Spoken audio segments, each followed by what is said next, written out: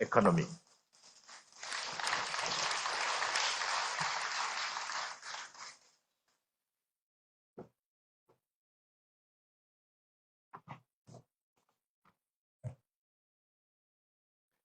Your Excellency, President Muhammadu Buhari, I also call him a father as well.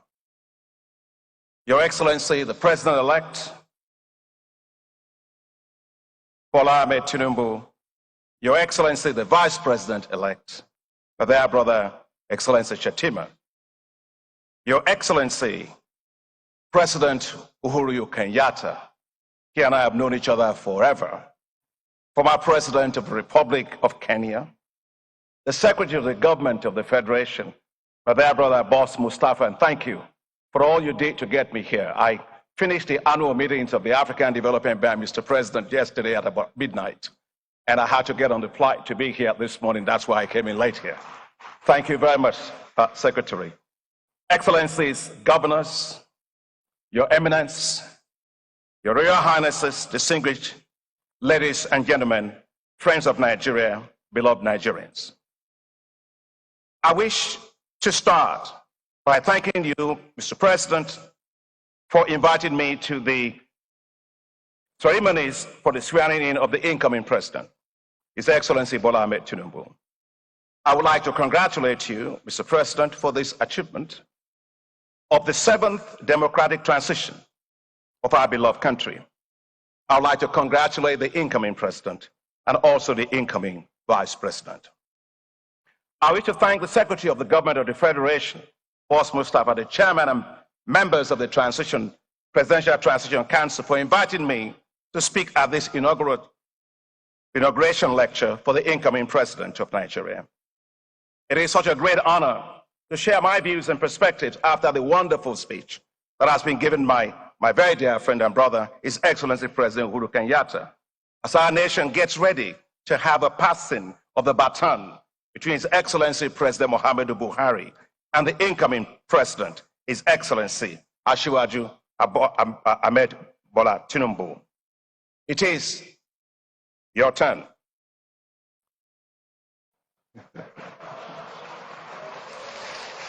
I wish to congratulate you, Mr. President, for your stewardship against difficulties of our nation for the past 8 years. And thank you most sincerely, Mr. President, for your support for me as President of the African Development Bank. People say great things about what, by God's grace, we've been able to achieve. But unless I was sent on a mission and supported on that mission, it would not have been possible. I'd like to thank you, Mr. President, because without your support in 2015, and you're standing beside me and behind me in the rough times of 2020, I will not be president of the African Development Bank. Mr. President, I was brought up as a kid to always go back to their elders and thank them. And we always say that the person who sent you on an errand is the person you go back to thank and give the report back to. And so I'll just say 2 things as I thank you, because I will not have another opportunity to thank you.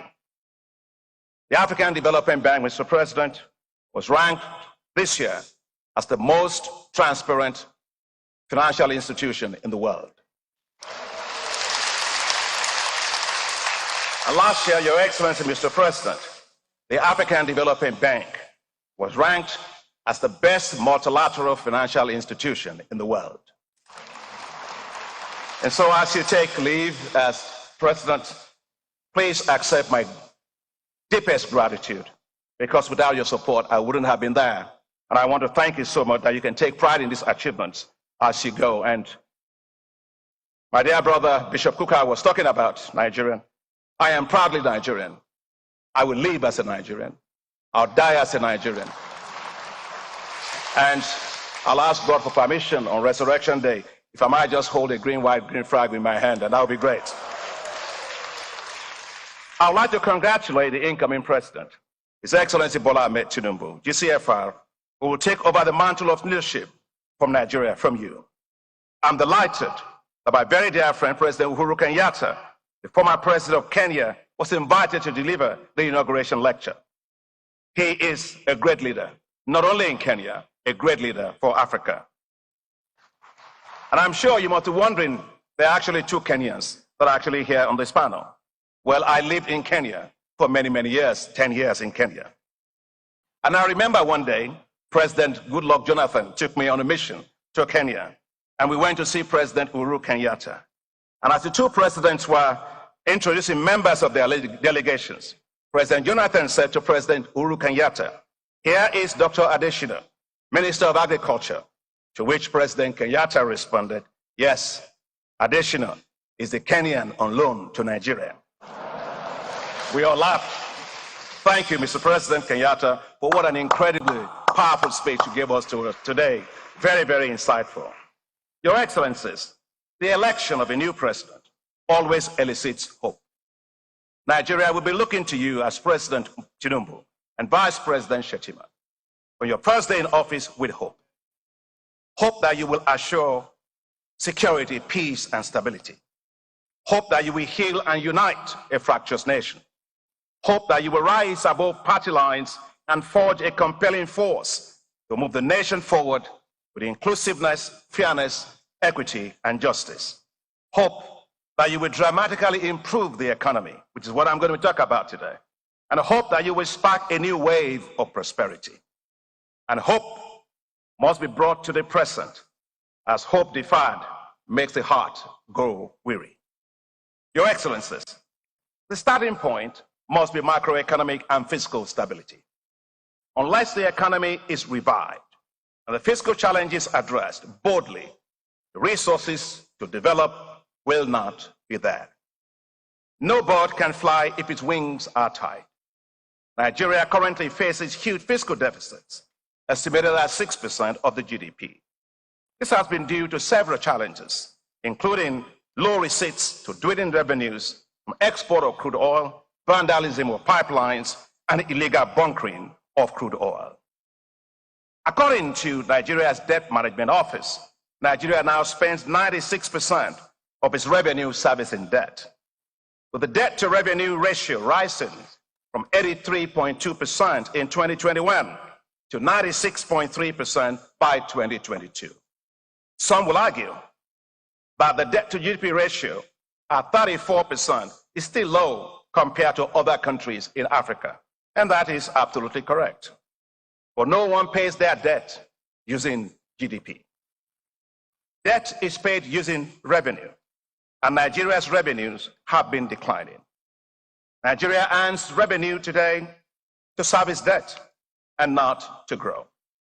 The place to start, therefore, is to remove the inefficient fuel subsidies. Nigerian fuel subsidies benefit the rich, not the poor. Fueling theirs and government's endless fleet of cars at the expense of the poor. Estimates show that the poorest 40% of the population consume just 3% of petrol. Fuel subsidies are killing the Nigerian economy, costing the economy of Nigeria $10 billion alone in 2022. Now that means that Nigeria is borrowing what it doesn't have to borrow for. If it simply eliminates these inefficient subsidies and uses the resources well for national development. Rather, support should be provided to private sector refineries and modular refineries to allow for efficiency and competitiveness to drive down fuel pump prices. The newly commissioned Dangote refinery, by Your Excellency, Mr. President, the largest single-train petroleum refinery in the world, as well as the petrochemical complex, will revolutionize Nigeria's economy. And congratulations to you, Mr. President. I'd also like to give congratulations to my dear brother, Aliko Dangote, for his amazing $19 billion investment. You got Nigerians, Mr. President, who believe in Nigeria. He's one of them. I am one of them. And we are many of us. We believe in Nigeria. Your Excellencies, there's also an urgent need to look at the cost of governance. The cost of governance in Nigeria is way too high and should be drastically reduced to free up more resources for development. Nigeria is spending very little on development. Today, Nigeria is ranked among the countries with the lowest human capital development index in the world, with a rank of 167 among 174 countries globally, according to the World Bank 2022 Public Expenditure Review Report. To meet Nigeria's massive infrastructure needs, according to this report, we require $3 trillion by 2050. According to the report, at the current rate, it will take 300 years to provide the minimum level of infrastructure needed for Nigeria's development. All living Nigerians today and many generations to come will be long gone by then. We must therefore change this and change it decisively. Nigeria must rely more on the private sector for infrastructure development to reduce the fiscal burdens on the shoulders of government. Your Excellencies, much can be done to raise tax revenue, as tax to GDP ratio in Nigeria is still low. This must include improving tax collection, tax administration, but moving from tax exemption to tax redemption, ensuring that multinational companies pay appropriate royalties and taxes, and that leakages in tax collection are closed. However, simply raising taxes is not enough, as many question the value of paying taxes, hence a high level of tax avoidance. Many citizens provide their own electricity, sink their own boreholes to get access to water, repair their roads in their neighborhoods and in their towns. These are essentially high implicit taxes. Nigerians, therefore, today pay the highest implicit taxes in the world. Governments need to ensure effective social contracts by delivering quality public services. It is not the amount collected, it is how it is spent and what it's delivered. Nations that grow better, they run effective governments that assure social contracts with their citizens. Your Excellencies, we must rebalance the structure and performance of the economy. A very common refrain in Nigeria with every successive government is, we need to diversify the economy. But is it really so?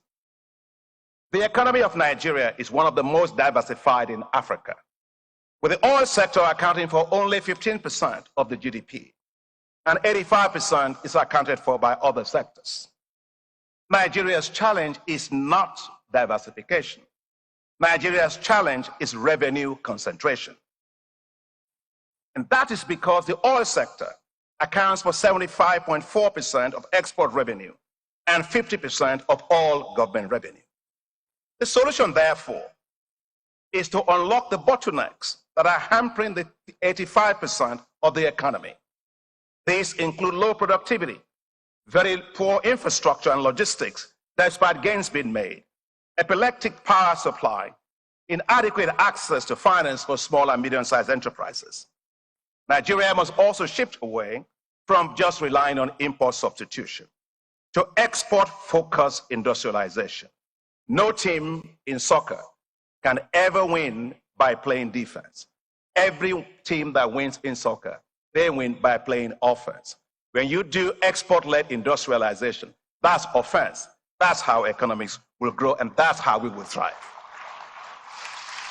Your Excellencies, for faster growth, Nigeria must fix decisively the issue of power once and for all. There is no justification for Nigeria not having enough power. The abnormal have simply become normal. Nigeria's private sector is hampered by the high cost of power. Providing electricity will make Nigerian industries more competitive, especially within the context of the African Continental Free Trade Area. And it's actually not brain surgery. Let me give two examples, Kenya and Egypt. With the support of the African Development Bank, working with President Kenyatta, he was able to expand electricity access in Kenya from 32% in 2013 to 75% in 2022. What an incredible achievement in just a period of 10 years. Today, 86% of Kenya's economy is powered by renewable energy. And one project where I came to visit with the president is called the Last Mile Connectivity Project. The bank's support, it allowed Kenya to connect the poorer households, 2.3 million of them, to electricity. And that's 12 million people provided with affordable connection to grid power. Thank you, Mr. President. It was a fantastic program. I'm just coming from Egypt. In 2014, Egypt had electricity deficit of 6,000 megawatts. But by 2022, Egypt had 20,000 megawatts of surplus power generation. Amazing. So it can be done.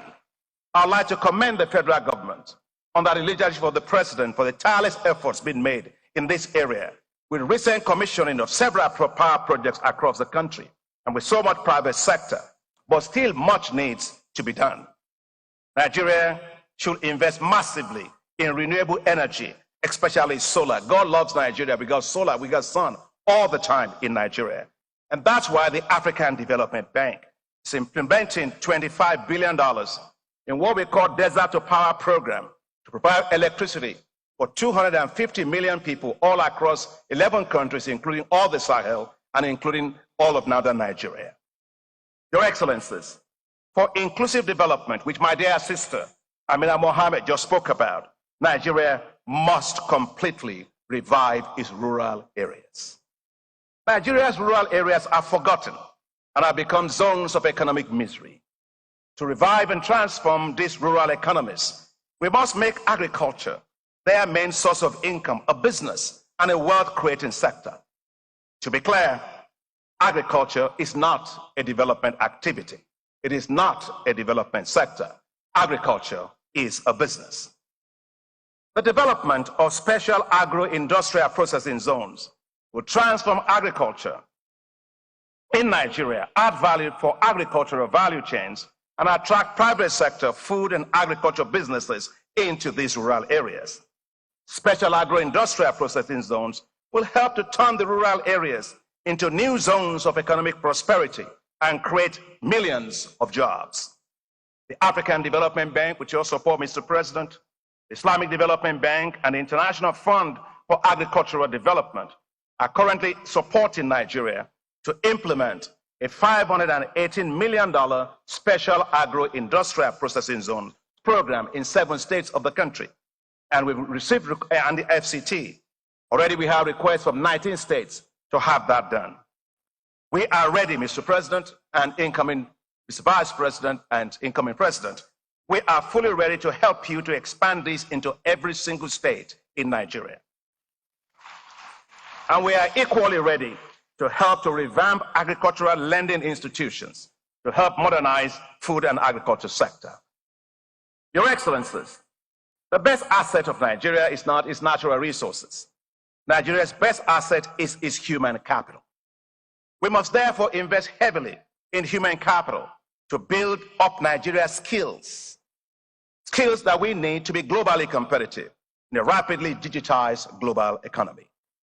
We must build world-class educational institutions, accelerate skills development in science, technology, engineering, and mathematics, as well as in ICT, computer coding, which are not the jobs of the past, but the jobs of the future. Your Excellencies, there is an urgent need to unleash the potential of the youth. Today, over 75% of the population of Nigeria is under the age of 35. This presents a demographic advantage, but it must be turned into an economic advantage. Nigeria must create youth-based wealth. We must move from the so-called youth empowerment programs. The youth do not need handouts. They need investments. The current banking system will not lend to the youth. If you're a young person, you go to a bank, they ask you, how old are you? You say 21 years old. They ask you, go bring your tax receipts for the last 25 years. How does that work? Special funds, while palliative in approach, are also not systemic and are also not sustainable. What is needed to unleash the entrepreneurship of the youth of Nigeria are brand new financial ecosystems that understands, values, promotes, and provides financial instruments and platforms for nurturing business ventures of the youth in Nigeria at scale. The African Development Bank and partners, including the Agence Française de Développement, Islamic Development Bank, and others, we launched right here in Nigeria the $618 million IDICE program to develop digital and creative enterprises. Mr. President, under your leadership, this is one of the great things I hope that you're most proud of. These things will create 6 million jobs and add $6.3 billion to Nigeria's economy. Your Excellencies, as I close, the African Development Bank is currently working with central banks and countries all across Africa to design and to support the establishment of youth entrepreneurship investment banks. These will be new financial institutions run by young, professional, highly competent experts and bankers to develop and deploy new financial products and services for businesses and ventures of young people. Several African countries have already agreed to set up the youth entrepreneurship investment banks. Nigeria should establish the Youth Entrepreneurship Investment Bank. Your Excellency, Mr. President, thank you very much. Your Excellency, Mr. Vice President-elect, let me now close. Nigeria's economy needs to soar. You have an incredible opportunity to make history by building a resurgent Nigeria, a united and prosperous Nigeria. It is Nigeria's turn. I wish you all the very best for success. May God bless you, may God help you, and may God bless the Federal Republic of Nigeria.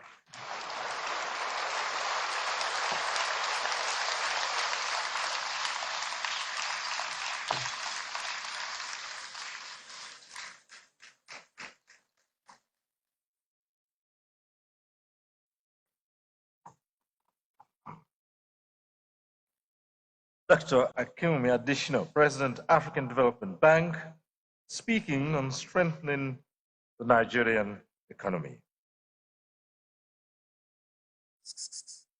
Your Excellencies, distinguished ladies and gentlemen, a lot has been spoken about youth inclusiveness and perspective of the youth. In this inauguration lecture now comes with the next contributor